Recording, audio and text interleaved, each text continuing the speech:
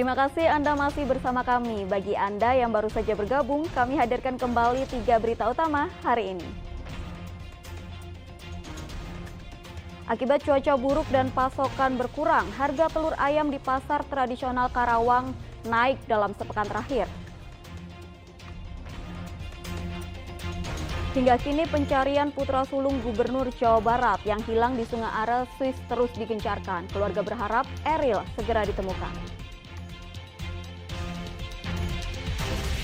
4 kios kelontong dan 1 rumah warga di kawasan Melong, Kota Cimahi ludes terbakar.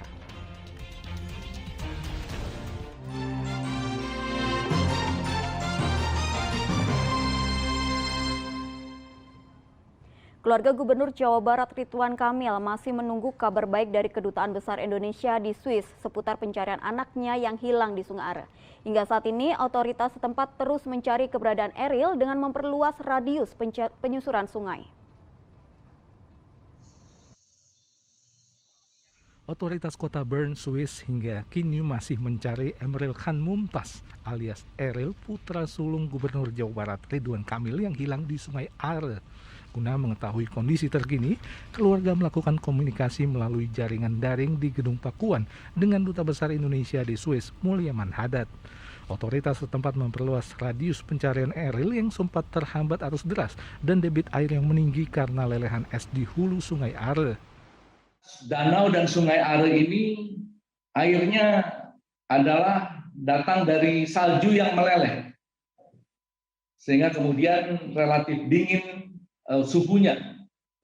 Dan biasanya salju yang meleleh itu ada kristal-kristal putih yang kadang-kadang membuat warna air itu menjadi agak keruh sehingga kemudian menyulitkan penyelaman.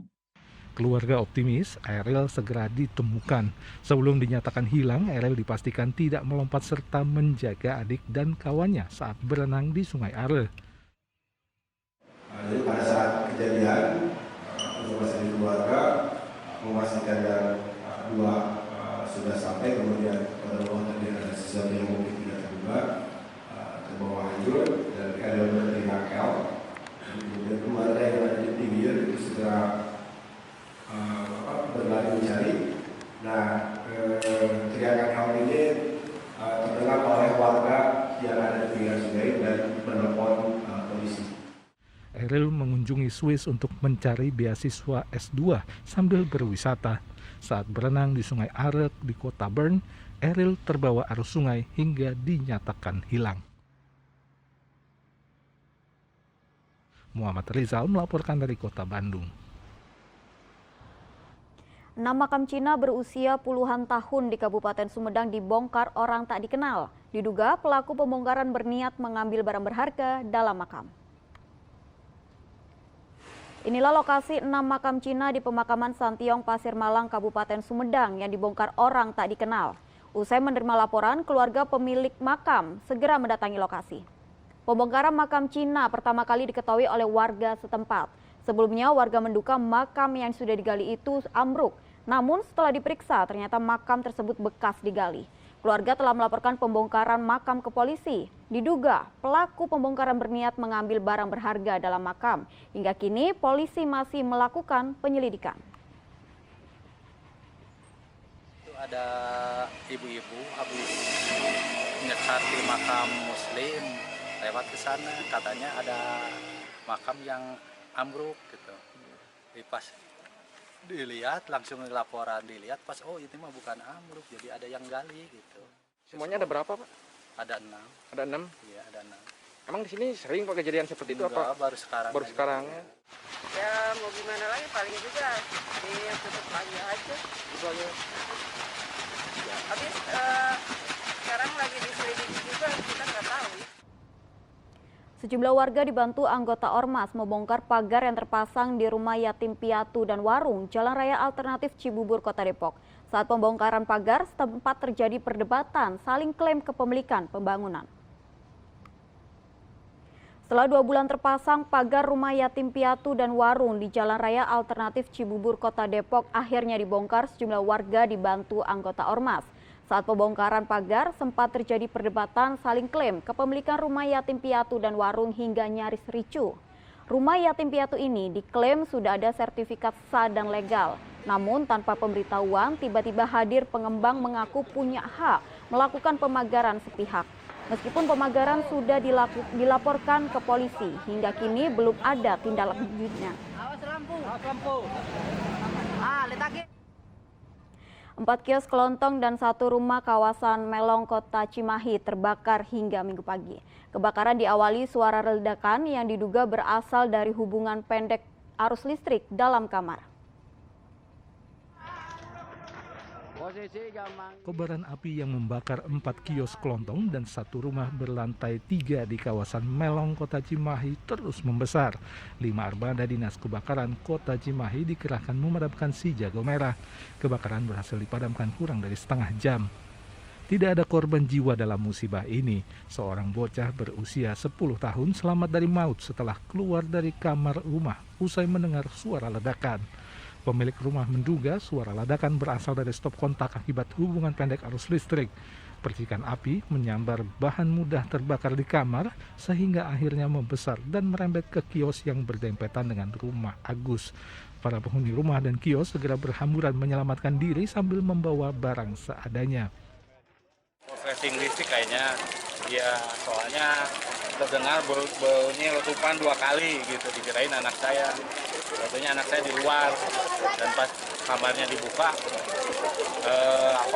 ada api gitu di bawah. Saya ngambil gitu basahin, pas dibuka lagi udah lebih gede lagi karena kena kasur busa. Habis semua ya. Hal yang dilakukan awal oleh kami adalah blocking area dulu karena ini sudah merembet ke kanan dan ke kiri bangunan. Kebetulan ini lingkungan padat ya, padat penduduk dan bangunan yang berhimpitan. Lokasi kebakaran di permukiman padat penduduk telah diberi garis polisi untuk penyelidikan. Kerugian akibat kebakaran ditaksir mencapai 1 miliar rupiah. Muhammad Abbas melaporkan dari Kota Cimahi. Puluhan preman yang mangkal dan meresahkan warga di Kota Cimahi diciduk kemudian dibawa ke Polres Cimahi. Sejumlah preman tidak berkutik saat dipergoki dalam kondisi mabuk dipengaruhi alkohol maupun lem di Jalan Jenderal Amir Mahmud, Kota Cimahi. Saat diangkut ke truk oleh polisi dan TNI, salah satu di antara mereka sempat melakukan perlawanan. Petugas gabungan juga menyita minuman keras yang dikemas plastik. Usai menyisir 6 ruas jalan yang kerap dijadikan para pemuda melakukan pemalakan, petugas menciduk 30 preman yang digelandang ke Polres Cimahi. Selain miras dan lem, polisi menemukan beberapa senjata tajam yang disimpan dalam jok motor dalam operasi Libas Lodaya 2022 berdasarkan laporan masyarakat terutama para sopir angkutan umum yang kerap dimintai uang secara paksa. Rata-rata para preman ini berkedok sebagai pengamen hingga penjual air minuman botol. Operasi Libas Lodaya 2022 yang melibatkan Polres Cimahi dan Kodim 0609 ini akan berlangsung selama 12 hari mendatang dengan sasaran pelaku tindak pencurian dengan kekerasan hingga preman yang kerap melakukan pemalakan serta penganiayaan. Polisi akan tembak di tempat jika ada pelaku yang melakukan perlawanan. Baik curanmor, premanisme, kejahatan jalanan maupun gangguan-gangguan kamtimas lainnya yang memungkinkan terjadinya, mohon maaf tanda kutip, keresahan yang di dalam kehidupan masyarakat. Guna mencegah gangguan keamanan dan ketertiban umum di jalur wisata Lembang, Bandung Barat, ratusan motor berknalpot bising disita. Diangkut menggunakan truk, 135 motor berknalpot bising tanpa dokumen sah disita Satlantas Polres Cimahi. Semua barang sitaan ini hasil razia selama 2 jam di Simpang Beatrix, kawasan wisata Lembang, Kabupaten Bandung Barat, Minggu pagi. Para pemilik hanya pasrah saat kendaraannya disita. Namun ada sebagian pemilik protes terlibat adu argumen karena tidak puas dengan tindakan tegas polisi. Diduga para pemilik motor yang disita ini hendak balap liar di jalur wisata. Razia ini juga untuk mencegah gangguan keamanan dan ketertiban umum karena kondisi knalpot tidak sesuai standar pabrikan. Jika ingin mengambil motor yang disita, para pelanggar wajib membawa knalpot standar pabrikan ke Polres Cimahi dengan memperlihatkan dokumen resmi. Tadi ada beberapa kendaraan sudah akan mempersiapkan balapan. Kami mengantisipasi dan mencegah supaya tidak terjadi balapan liar khususnya di wilayah kami. Penyambutan atlet bulu tangkis peraih medali emas SEA Games Vietnam berlangsung meriah di kampung halamannya Desa Banjarjati, Kabupaten Bogor. Siti Fadia Silva Ramadanti, atlet bulu tangkis Indonesia dan merupakan salah satu atlet putri yang mampu menyabet medali emas di SEA Games Vietnam, disambut meriah di kampung halamannya Desa Bantarjati, Kabupaten Bogor. Sebelah warga menyambutnya layaknya bintang yang memacu warga menginginkan anaknya turut mengikuti jejak Siti menjadi atlet nasional berprestasi. Siti tidak menyangka disambut antusias.